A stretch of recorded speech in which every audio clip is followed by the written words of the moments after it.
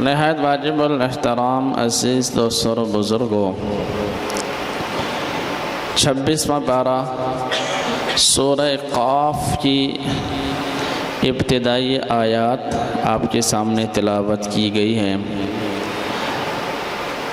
گزشتہ جمعہ مبارک کے خطاب میں اسی سورہ قاف کی پہلی آیت، جس میں اللہ تعالیٰ نے قرآن مجید کی قسم اٹھائی، تو اسی حوالے سے قرآن مجید کی شان کے بارے میں آپ کے سامنے گفتگو کی تھی۔ آج بات کو آگے بڑھاتے ہوئے سورہ قاف کی آیت نمبر 2، 3، 4 جہاں تک ہمارا ٹائم ہے وہاں تک جتنا ہو سکا آپ کے سامنے عرض کروں گا۔ اللہ تعالیٰ نے قرآن مجید کی قسم اٹھائی اور فرمایا کہ قسم ہے قرآن مجید کی، یہ قرآن بڑی شان والی کتاب ہے، خود بھی شان والی ہے، اور جو اس کے ساتھ منسلک ہوتا ہے اس کو بھی شان والا بنا دیتا ہے۔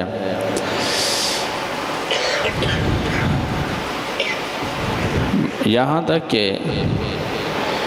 مشرکین مکہ بھی اس چیز کو سمجھتے تھے کہ قرآن مجید کی دولت جس کو مل جائے وہ بڑی شان والا ہے۔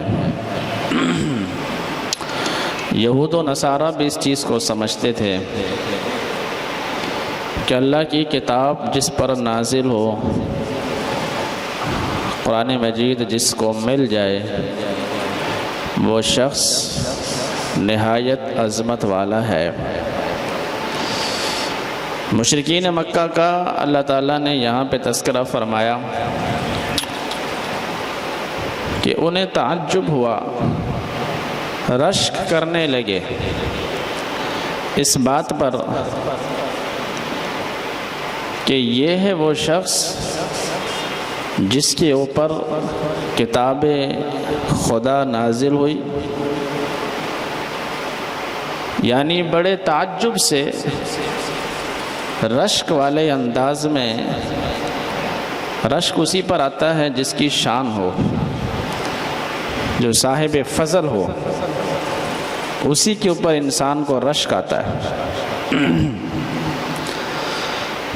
تو اس چیز کو وہ بھی سمجھتے تھے، اسی وجہ سے وہ کہنے لگے اَأُنزِلَ عَلَيْهِ الذِّكْرُ مِن بَيْنِنَا، کہ ہمارے بیچ میں کیا یہی محمد صلی اللہ علیہ وسلم رہ گئے جن پر اللہ تعالیٰ نے قرآن مجید کو نازل فرمایا؟ حالانکہ بڑے لوگ ہم ہیں، حالانکہ صاحب مال ہم ہیں، یہ عظمت ہمیں ملنی چاہیے۔ بات اصل یہ ہے، یہ شان کن کو ملنی چاہیے؟ ہمیں ملنی چاہیے۔ سردار ہم، بڑے لوگ ہم، جس طرح کہ دنیا کے معاملات میں ہوتا ہے، اگر وزیر اعظم کوئی اعزاز اس حلقے میں مثال کے طور پہ مجھے دے دیتا ہے کہ آپ میرے نمائندے ہیں، آپ نے یہ کام کرنا ہے حکومت کی طرف سے، 4 پھول مجھے لگ جائیں، تو ظاہر بات ہے جو اس علاقے کے چودھری ہیں، وڈیرے ہیں، وہ سارے ناراض ہو جائیں گے پرائم منسٹر صاحب سے کہ بڑے ہم ہیں، مالدار ہم ہیں، صاحب حیثیت ہم ہیں، یہ آپ نے کس کو اعزاز دے دیا؟ تو اس حلقے کے جو بڑے لوگ ہیں سارے خلاف ہو جائیں گے اور مجھ سے حسد کرنے لگیں گے۔ حسد اسی پہ ہوتا ہے جس کے پاس کچھ ہو۔ تو اس چیز کو وہ بھی سمجھتے تھے کہ قرآن مجید یا اللہ کی کوئی بھی کتاب یا اللہ کی طرف سے سب سے بڑا اعزاز ہے، اب وہ اسی چیز پر تعجب کرنے لگے اور نبی صلی اللہ علیہ وسلم پر حسد کرنے لگے اور کہنے لگے وَعَجِبُوا أَنْ جَاءَهُمْ مُنذِرٌ مِّنْهُمْ، اللہ فرما رہے ہیں کہ انہیں تعجب ہوا اس بات پر ایک ڈرانے والا انہی میں سے آیا اور کہنے لگے اَأُنزِلَ عَلَيْهِ الذِّكْرُ مِن بَيْنِنَا، کہ ہمارے بیچ میں سے اللہ نے ان کو چنا ہے۔ جیسا کہ ایک اور مقام پر اللہ تعالیٰ نے فرمایا کہ وَقَالُوا، مشرکین کہتے ہیں لَوْلَا نُزِّلَ هَذَا الْقُرْآنُ عَلَى رَجُلٍ مِّنَ الْقَرْيَتَيْنِ عَظِيمٍ، کہ یہ قرآن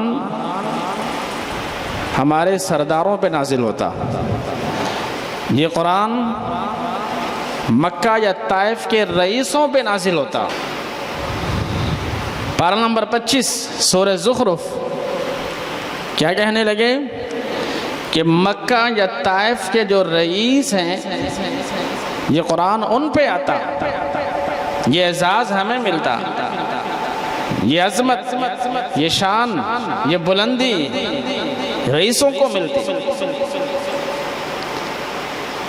تو کہنے کا مطلب میرے بھائیو یہ ہے کہ مشرکین اور کافر بھی اس چیز کو سمجھتے تھے کہ اللہ کی کتاب جس قوم کو مل جائے، جس شخص کو مل جائے، وہ بڑی شان والا ہے۔ اللہ تعالیٰ نے پھر اس کا جواب دیا اَهُمْ يَقْسِمُونَ رَحْمَةَ رَبِّكَ، اللہ نے فرمایا کہ بھائی اللہ کی رحمت کو یہ لوگ تقسیم کرنے والے کون ہوتے ہیں؟ یہ اللہ کی رحمت ہے، جسے چاہتا ہے عطا کر دیتا ہے۔ یختص برحمتہ من یشاء، اپنی رحمت جس کو چاہتا ہے عطا کرتا ہے۔ قل ان الفضل بید اللہ، اے نبی صلی اللہ علیہ وسلم آپ فرما دیجئے کہ بے شک تمام فضل، بلندی، عظمت، شان اللہ کے قبضہ قدرت میں ہے۔ یؤتیہ من یشاء، جسے چاہتا ہے وہ عطا کر دیتا ہے، وہ کسی کا پابند نہیں۔ یہ کوئی دنیا کا نظام تھوڑا ہی ہے کہ دنیا کی حکمران نے اگر کسی عام بندے کو اعزاز بخش دیا تو دوسرے لوگ اس پر اعتراض کرتے ہیں۔ کیا یہ لوگ اللہ پہ اعتراض کرتے ہیں؟ اَهُمْ يَقْسِمُونَ رَحْمَةَ رَبِّكَ، اَهُمْ يَقْسِمُونَ، کیا یہ لوگ اللہ کی رحمت کو خود تقسیم کرنا چاہتے ہیں؟ جبکہ نحن قسمنا بینہم معیشتہم فی الحیات الدنیا، اللہ فرماتے ہیں کہ جو دنیا کی معیشت ہے، رزق کس کو دینا ہے، کس کو نہیں دینا، کس کو زیادہ دینا ہے، کس کو کم دینا ہے، مال و دولت، اولاد، یہ دنیاوی چیزیں یہ بھی ہم نے اپنے ہاتھ میں رکھی ہیں۔ دنیاوی چیزیں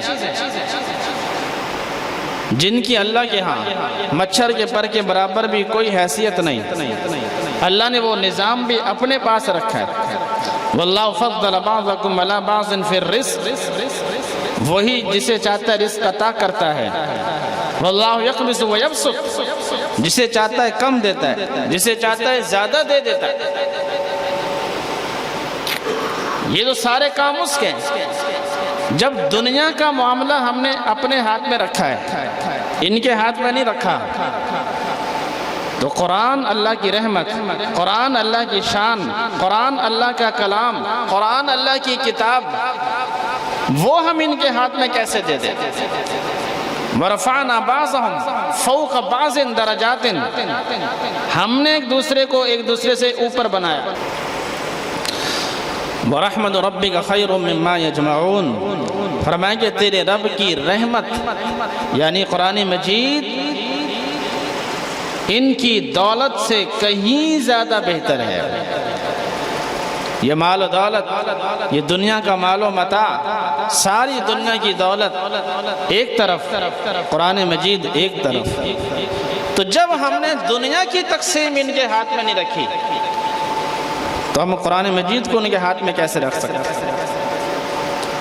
تو یہ تو تھا مشرکین مکہ کا حال، کہ اس چیز کو وہ بھی سمجھتے تھے کہ قرآن مجید بہت بڑی دولت، اسی وجہ سے انہوں نے اللہ پہ اعتراض کر دیا، اللہ یہ دولت ہمیں ملتی، محمد صلی اللہ علیہ وسلم کو کیوں ملی؟ وہ نہ مالدار ہیں، نہ صاحب اقتدار ہیں، ہم بڑے لوگ ہیں۔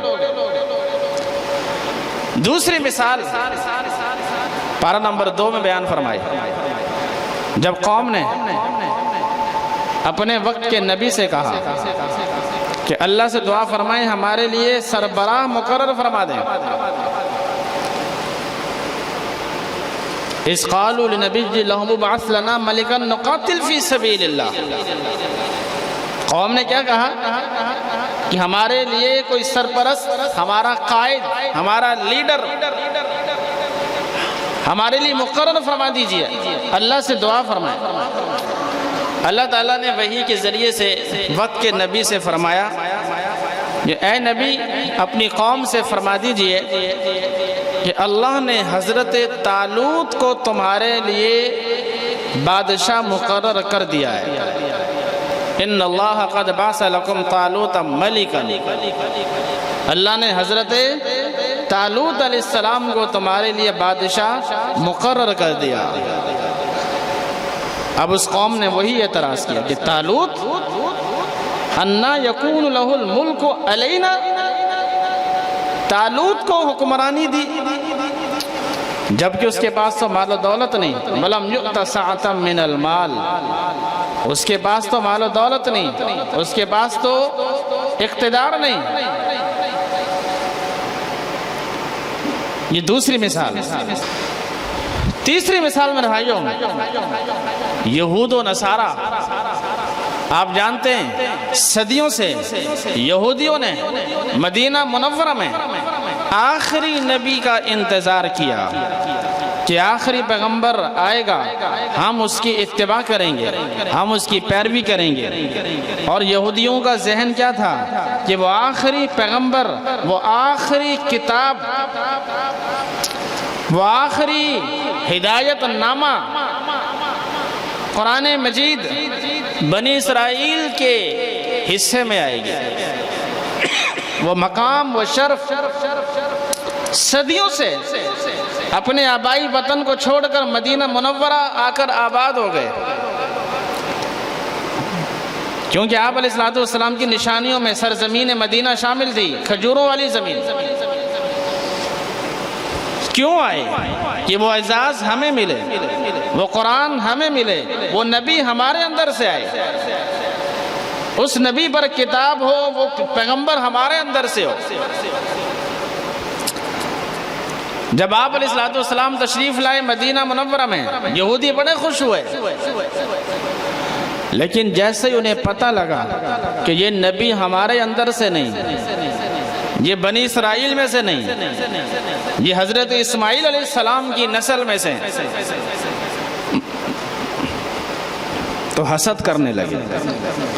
حسدا من عند انفسهم من بعد ما تبين لهم الحق، انہیں حسد آنے لگا کہ وہ شان، وہ عظمت ہم سے چھین لی گئی۔ تو میرے بھائیوں، کہنے کا مقصد یہ ہے کہ یہ کتاب بہت اونچی کتاب ہے، دنیا کفر بھی اس چیز کو سمجھتی ہے، اسی وجہ سے دنیا کفر یہ چاہتی ہے، ظالم قومیں، ظالم لوگ یہ چاہتے ہیں خود بھی قرآن سے نہ جڑیں اور دوسروں کو بھی نہ جڑنے دیں۔ انہیں اسی بات کا خطرہ ہے کہ لوگ اللہ کی کتاب کی طرف نہ جائیں، کیونکہ جو لوگ کتاب ہدا سے جڑ جاتے ہیں اللہ تعالیٰ انہی کو اوپر لے کے جاتا ہے، اللہ تعالیٰ انہی کو بلندیاں عطا کرتا ہے۔ ان ظالموں کے تمام منصوبے خاک میں مل جاتے ہیں، ان ظالموں کے جتنے بھی منصوبے سب کے سب دھرے کے دھرے رہ جاتے ہیں، اللہ ان کو نیچا کر دیتا ہے اور قرآن والوں کو اوپر کر دیتا ہے۔ اللہ تعالیٰ نے یہ بات قرآن مجید میں بہت سے مقامات پر بیان فرمائی کہ ہم نے ثم اورثنا الکتاب الذین اصطفینا من عبادنا، ہم اپنی کتاب کے وارث انہی لوگوں کو بناتے ہیں جن کو ہم چن لیتے ہیں، جن کو ہم پسند کر لیتے ہیں، ہم ان کو وارث بناتے ہیں۔ اور جن کو اللہ چن لے، جن کو اللہ پسند کر لے، ان کے بارے میں اللہ کا اعلان ہے، قرآن مجید میں بھی اعلان ہے، زبور میں بھی اعلان ہے، وَلَقَدْ كَتَبْنَا فِي الزَّبُورِ مِن بَعْدِ الذِّكْرِ أَنَّ الْأَرْضَ يَرِثُهَا عِبَادِيَ الصَّالِحُونَ کہ میری زمین کے وارث وہ بندے ہیں جن کو میں نے چنا، جو نیک ہیں، صالح ہیں، جو قرآن سے جڑتے ہیں۔ زمین کی وراثت انہیں ملتی ہے،